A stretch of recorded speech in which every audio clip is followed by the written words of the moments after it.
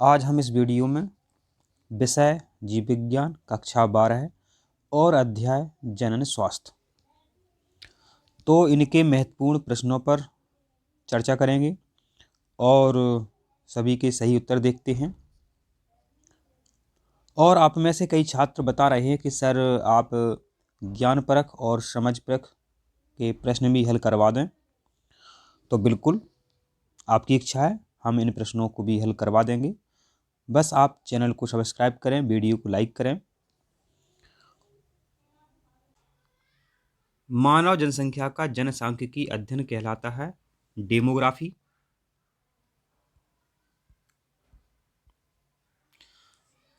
Tubectomy का उद्देश्य है निषेचन को रोकना। यह होती क्या है? तो क्या है, इसमें महिलाओं की अंडवाहिनी को काट करके बांध दिया जाता है। तो समझ गए आप, ट्यूबेक्टोमी का उद्देश्य क्या है? निषेचन को रोकना। निषेचन नहीं होगा तो भ्रूण नहीं बनेगा, भ्रूण नहीं बनेगा तो जनसंख्या नियंत्रित रहेगी। यह क्या है? जन्म दर नियंत्रण की एक विधि भी है। अब है जन्म दर तथा मृत्यु दर का अनुपात कहलाता है। तो जन्म दर तथा मृत्यु दर का अनुपात कहलाता है जैविक इंडेक्स, वाइटल इंडेक्स। और जन्म दर क्या होता है? तो प्रति 1000 पर जन्म लेने वाले बच्चों की संख्या जन्म दर कहलाती है, आप सभी जानते ही हैं। अब है मुखीय गर्भ निरोधक में होता है, मतलब जो मुख से गोलियां खाई जाती हैं वह गर्भ निरोधकों में कौन सा रसायन होता है? तो उसमें प्रोजेस्टेरॉन होता है। इसके अलावा एस्ट्रोजन भी होता है। तो आप ध्यान रखें, अगर परीक्षा में पूछा जाए एस्ट्रोजन, यह ना लिखा हो प्रोजेस्टेरॉन, तो फिर आप एस्ट्रोजन सही कर देंगे।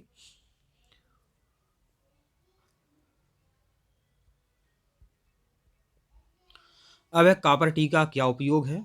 तो कॉपर टी का उपयोग है निषेचन को रोकना। तो क्या होता है, कॉपर टी एक तांबे का यह यंत्र है जो महिलाओं में लगा दिया जाता है। इससे क्या कॉपर आयन निकलते हैं जो कि क्या है, शुक्राणुओं को रास्ते में निपटा देते हैं। तो वो ना तो वो अंडाणु तक पहुंच पाते हैं, तो ना तो वो निषेचन कर पाएंगे। तो इसका उद्देश्य क्या है? निषेचन को रोकना। इसके अलावा ध्यान दो, यहाँ जब आप किताब का अध्ययन करते हैं तो उसमें लिखा है ब्लास्टोसिस्ट के स्थापन को रोकना। तो ये भी उत्तर इसका बन जाता है। अब देखते हैं, वैसे तो सबसे सही उत्तर आपका यह है निषेचन को रोकना।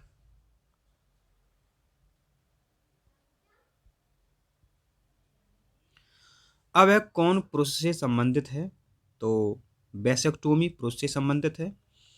आप सभी जानते हैं, जो मनुष्य में वृषण होते हैं तो वृषण में शुक्राणु बनते हैं। शुक्राणु को शुक्रवाहिका ले जाती है, तो शुक्रवाहिका को काट करके बांध देते हैं। यह वैसेक्टोमी कहलाती है।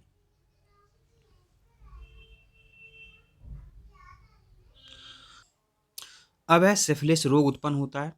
तो सिफिलिस रोग ट्रिपोनीमा पैलिडम रोग जनक के द्वारा उत्पन्न होता है। और आप सभी जानते हैं, रोग उत्पन्न कौन करते हैं? रोग जनक करते हैं। या तो जीवाणु हो सकता है, वायरस हो सकता है, प्रोटोजोआ हो सकता है। अब है निम्नलिखित में से जन्म दर को नियंत्रित करने की विधि है। तो इसका सही उत्तर है आईयूडी, इंट्रा यूटेराइन डिवाइस। तो आईयूडी एक प्रकार की डिवाइसेस होती हैं जो कि महिलाओं के गर्भाशय में लगाई जाती हैं। इनसे क्या होता है, शुक्राणु और अंडाणु नहीं मिल पाते हैं, जिससे निषेचन नहीं हो पाता है, भ्रूण नहीं बन पाता है। भ्रूण नहीं बनेगा तो बच्चे उत्पन्न नहीं होंगे, तो जन्म दर नियंत्रित किया जाता है। और जन्म दर नियंत्रित करना बहुत जरूरी है। चीन ने इस पर बहुत सख्ती से पालन किया है। हम दो हमारे एक की नीति वहाँ अपनाई गई थी। इसी प्रकार अपने देश में हम दो हमारे दो की नीति का पालन सख्ती से होना चाहिए। यह देश विकास के लिए बहुत जरूरी है। अब है एमनियोसेंटेसिस प्रक्रिया अपनाई जाती है गर्भावस्था के 15 से 20वें सप्ताह में। तो एमनियोसेंटेसिस क्या है? यह भ्रूण परीक्षण की एक तकनीक है। अगर उसमें कोई समस्या है भ्रूण में तो इससे पता कर लेते हैं। फिर आगे की प्रक्रिया जो भी होती है, एमटीपी भी करवा सकते हैं, मतलब चिकित्सीय सगर्भता समापन भी करवा सकते हैं। और इस पर बहस भी होती है क्योंकि इससे भ्रूण का लिंग परीक्षण भी पता चल जाता है। तो फिर क्या है, कई जो व्यक्ति हैं दकियानूसी परंपरा के हैं, अगर उन्हें पता चल गया कि गर्भ में बच्ची है तो उसका गर्भपात करा देते हैं। यह गलत बात है।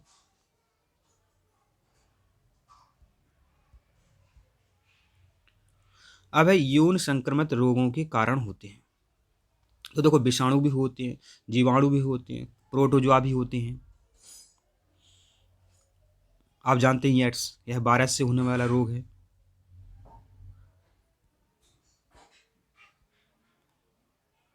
अब है सिफिलिस एक। तो जो सिफिलिस रोग है, अभी अपन इस पर बात कर रहे थे, तो सिफिलिस रोग जीवाणु जनित यौन संचरित रोग है। मतलब सिफिलिस जो रोग है ट्रेपोनीमा पैलिडम से फैलता है। अब ट्रेपोनीमा पैलिडम है क्या? वायरस है, जीवाणु है, प्रोटोजोआ है। तो ट्रेपोनीमा पैलिडम जो है एक जीवाणु होता है, ठीक है। इसलिए सिफिलिस एक जीवाणु जनित यौन संचरित रोग है। अब है एड्स बीमारी में HIV कोशिकाओं को नष्ट करता है। जब किसी को एड्स हो जाता है तो पता है लगभग 8 से 10 साल तक तो व्यक्ति को पता ही नहीं चलता कि हमें एड्स हो गया है।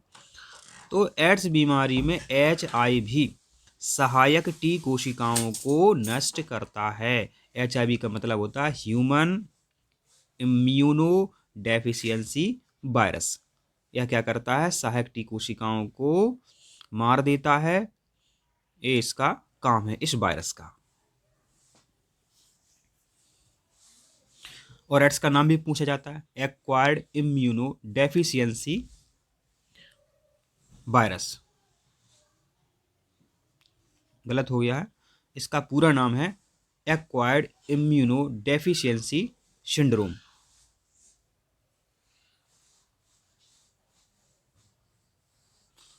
और यहाँ इसके हिसाब से इसका सही उत्तर क्या है, सहायक टी कोशिकाएं।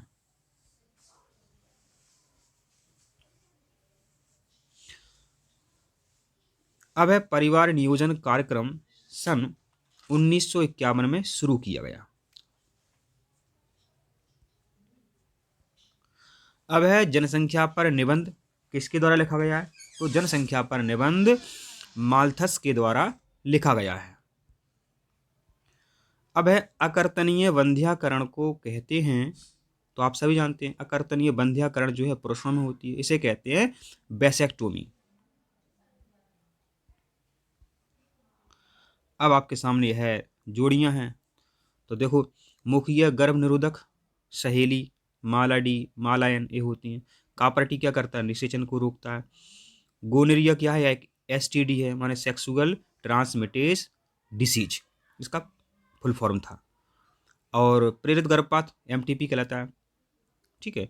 और वैसेक्टोमी नरवंध्याकरण है। अब है IVF उपचार से जन्म लेने वाले प्रथम शिशु का नाम लिखिए, तो इस शिशु का नाम है लुई ब्राउन। यह है क्या है, ब्रिटेन की है यह बच्चा पता नहीं क्या है, तो यह ब्रिटेन का शिशु है।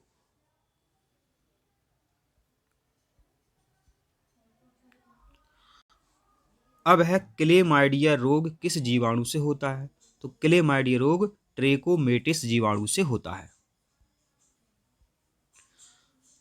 अब है जिप्ट का पूरा नाम लिखिए, तो Z से है जाइगोट, I से इंट्रा, F से फेलोपियन, T से transfer. Zygote intra fallopian transfer. अब है जेनाइटल हर्पीज के रोगाणु का नाम लिखिए, तो जेनाइटल जो रोग हो जाता है तो इसके रोगाणु का क्या नाम है, herpes simplex virus. Herpes simplex virus. कई जगह सिंप्लेक्स वायरस भी लिखा रहता है, तो वो भी सही है।